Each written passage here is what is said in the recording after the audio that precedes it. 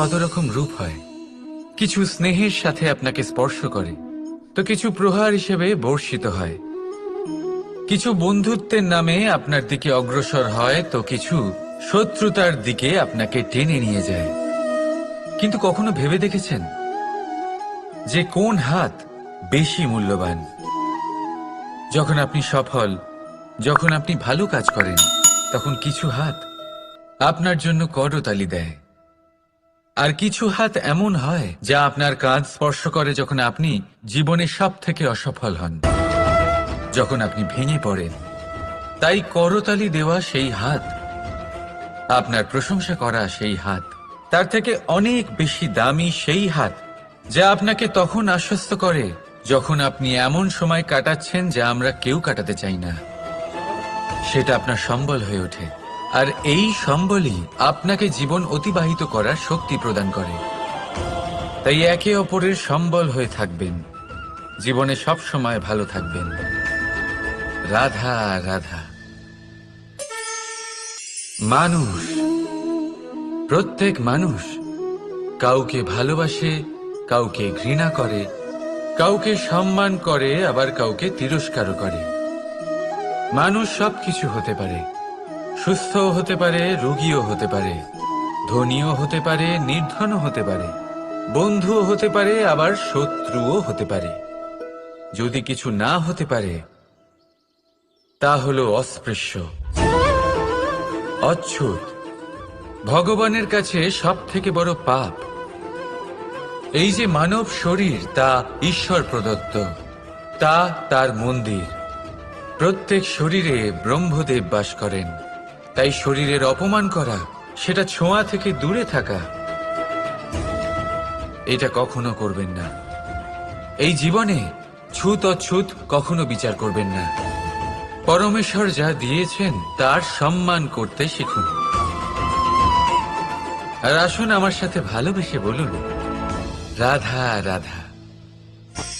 উৎসব, পুজো, পার্বণ আমাদের জীবনে উল্লাস ভরে দেয়। এবার দীপাবলির উৎসব এসেছে। আপনি কখনো ভেবেছেন যে এইসব উৎসব, যেমন গুরু পূর্ণিমা, দোল, রাখি বন্ধন, এইসব পূর্ণিমার দিনে অনুষ্ঠিত হয়, যখন চাঁদ আকাশে পুরোপুরিভাবে দেখা যায়। কিন্তু দীপাবলির এই শুভ উৎসব অনুষ্ঠিত হয় অমাবস্যার দিবসে। অমাবস্যা, যাকে আমরা অশুভ বলে মনে করি। কখনো ভেবে দেখেছেন কেন শ্রীরাম অমাবস্যার এই দিন বেছেছিলেন অযোধ্যায় ফেরার জন্য? একদিন পরে বা একদিন আগেও তো আসতে পারতেন উনি, কারণ উনি এই সংসারকে একটা বার্তা পৌঁছে দিতে চেয়েছিলেন যে মুহূর্ত নয়, কর্মই আসল। যদি আপনার কর্ম বড় হয়, শুভ হয়, তাহলে অমাবস্যার এই রাতকেও প্রদীপের সাহায্যে আলোকিত করা যেতে পারে। তাই সময় বিচার করা না করা আপনার সিদ্ধান্ত মাত্র, কিন্তু নিজের কর্মের বিচার করা আমার উপদেশ। রাধা রাধা। এই বস্ত্র দেখছেন আপনি? এর কারুকার্য, এর রং, এর সৌন্দর্য কতটা মনোরম, কত স্বচ্ছ, কত নিপুণ এই কারুকার্য। এবার এটাকে আমরা একটু ভেতর থেকে দেখি।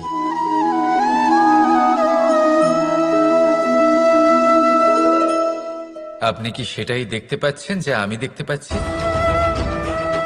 এটাই হয় আমাদের ব্যক্তিত্বের সাথেও, এটাই হয়। এই সমস্ত ঝামেলাগুলি মিটিয়ে নেওয়ার জন্য আমাদের সেই ঝামেলার মুখোমুখি হতেই হয়। তাই এই ঝামেলার দ্বারা কখনো ভয়ভীত হবেন না। এটাই আপনাকে একটা আনন্দময় জীবনের দিকে নিয়ে যাবে। রাধা রাধা। কিছুদিন আগে আমরা কথা বলেছিলাম যে আমাদেরকে নিজেদের বিবেকের সাহায্যে সুজন আর দুর্জনকে চিনতে শিখতে হবে। কিন্তু কিভাবে চিনব? কি গুণ থাকে তাদের? সুজন কি সে যে আস্তিক হয়, যে ঈশ্বরকে বিশ্বাস করেন, যে তাকে ভয় পান? নাকি দুর্জন সে যে ঈশ্বরকে বিশ্বাস করেন না, তাকে ভয় পান না, শুধুমাত্র নিজের কাজ করে যান? আপনাকে বলে দিই, এই সুজন না তো আস্তিক হয় আর না তো নাস্তিক, তারা বাস্তবিক হয়। তাহলে আসুন আর বাস্তবিকতাকে চিনুন আর জীবনে শুধুমাত্র আনন্দ লাভ করুন। আর আমার সাথে ভালোবেসে বলুন, রাধা রাধা। মন্থন। আমরা সবাই এটাই জানি যে অমৃত পাওয়ার জন্য সমুদ্র মন্থন করা হয়েছিল, কিন্তু এর পিছনে যে মহান উদ্দেশ্য ছিল তা বেশিরভাগ লোকই বোঝে না। আজ সেই মহান উদ্দেশ্য আমি আপনাদের বুঝিয়ে বলছি। আমাদের জীবনে এই অমৃত লাভ করার জন্য পথপ্রদর্শক হয় মন্থন। তারপরে আমরা করি প্রতিজ্ঞা, তারপর নিই প্রস্তুতি, যেটা দেবতারা আর অসুরেরা একসাথে করেছিলেন। তারপর আমরা করি চেষ্টা। বাসুকীর মুখ থেকে বিশ্বশ্বাস নির্গত হওয়া এটা প্রারম্ভিক বাধা হয়ে দাঁড়িয়েছিল, তবুও আমাদের লক্ষ্য দৃঢ় ছিল। যদিও সমুদ্র মন্থন থেকে এটার মোকাবিলা করলাম, ঠিক সেই পথেই যখন আমরা অনেক অমূল্য রত্ন পেলাম, নক্ষত্র পেলাম, সেটার প্রতি আকর্ষিত না হয়ে অমৃত লাভ করার পরেই আমরা শান্ত হলাম। এইভাবে যদি আপনি নিজের জীবনে প্রতিজ্ঞা, প্রস্তুতি, চেষ্টা, দৃঢ় নিশ্চয়, অটল থাকা আর আকর্ষণ থেকে বিরত থাকেন, যদি এইসব গুণ আপনার ভেতরে একত্রিত করে নেন, তাহলে আপনিও আপনার জীবনের অমৃত অবশ্যই লাভ করবেন। রাধা রাধা। মায়ের আরেকটা সব থেকে মহান গুণ পরিস্থিতির সাথে নিজেকে মানিয়ে নেওয়ার অদ্ভুত শক্তি। যেভাবে একজন মা নিজেকে মানিয়ে নিতে পারেন আর কেউ তা পারে না। মা একটা বিশাল নদীর মতো, যার গতিবেগ অপরিসীম, কিন্তু অহংকার একটুও নেই। যেভাবে একটা নদী পথের অনুকূলে প্রবাহিত হয়, সেভাবে একজন মা নিজের সন্তানের স্নেহে ঢলে পড়ে, পরিস্থিতি যাই হোক না কেন। সন্তানের ঘুমানোর সময়ের সাথে নিজের ঘুমানো, সন্তানের জাগার সময়ের সাথে নিজের জেগে ওঠা, সন্তানের পছন্দ মতো খাবার সে নিজের পছন্দের খাবার বানিয়ে নেয়। এটা মায়ের আঁচলই বটে, যা রোদে ছায়া হয়ে আসে, যা শীতে কম্বলের কাজ করে।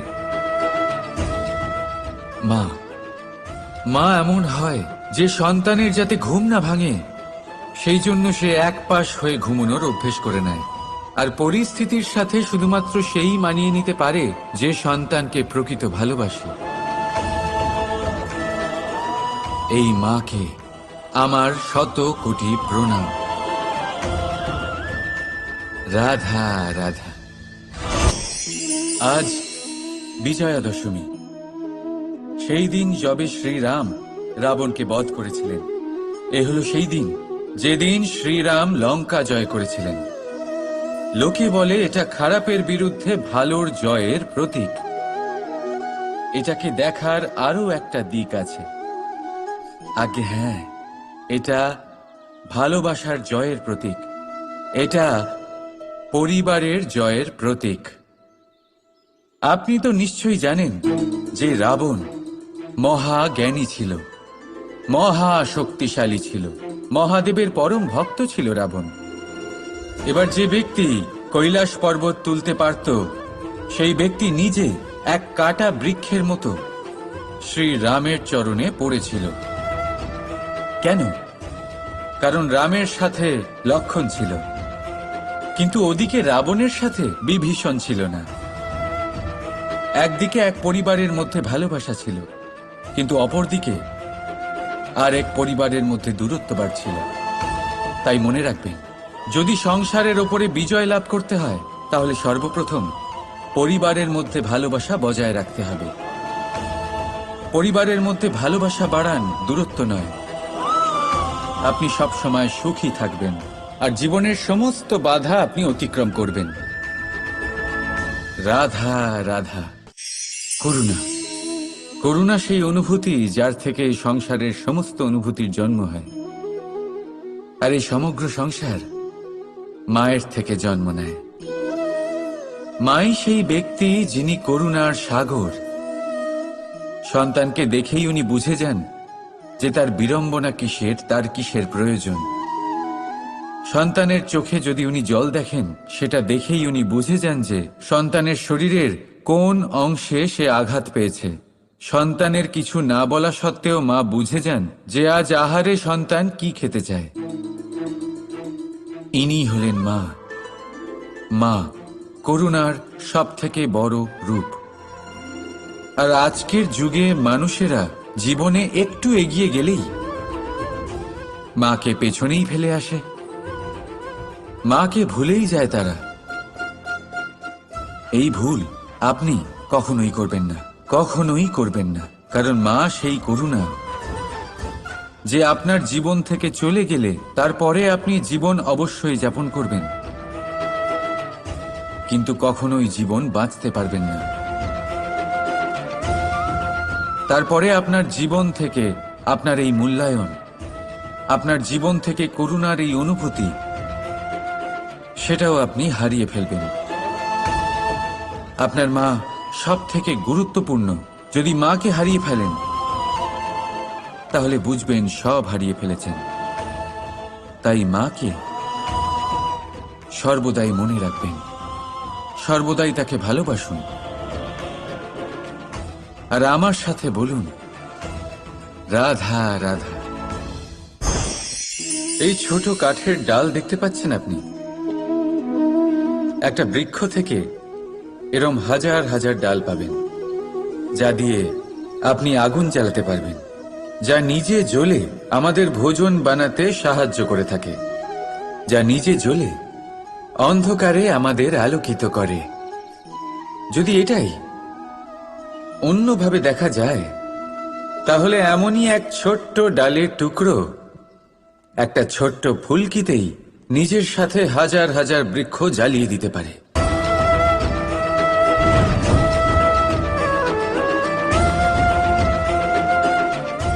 পার্থক্য কোথায়? পার্থক্য হলো শুধু দৃষ্টিভঙ্গিতে, মানসিকতায়। যদি এই মন শীতল রাখেন, শান্ত রাখেন, তাহলে অসংখ্য মানুষের জীবন আলোকিত করবেন। যদি ক্রোধ আর অহংকারের আগুনে জ্বলতে থাকেন, তাহলে শুধুমাত্র বিনাশ করবেন। সিদ্ধান্ত আপনার। রাধা রাধা। মানুষের কোন বিষয়ে অহংকার থাকে? সময়, ক্ষমতা, শরীর আর সম্পত্তি। আর এই চারটেই সর্বদা সঙ্গে থাকে না। কি বিচিত্র ব্যাপার! আপনি নিজেই দেখুন। সময় আজ ভালো হলেও কাল অবশ্যই খারাপ হতে পারে। ক্ষমতা আজ আপনার থাকলেও কাল তা নাও থাকতে পারে। এই শরীরটা তো নশ্বরই বটে। যত আপনি বার্ধক্যের দিকে অগ্রসর হবেন, দুর্বল হতে থাকবেন, সৌন্দর্য ক্ষীণ হতে থাকবে। আর সম্পত্তি আজ আপনার, কাল অন্য কারোর হয়ে যাবে। আর এই সমস্ত নশ্বর জিনিসে মন কেন্দ্রীভূত করতে করতে ব্যক্তি ভুলে যান সেই বিষয়গুলি যা সর্বদা আপনার সাথে থাকবে, আপনার ঢাল হবে, আপনার সম্বল হয়ে থাকবে। আর তা হল আপনার স্বভাব, বুদ্ধি, সৎসঙ্গ আর খাঁটি সম্পর্ক।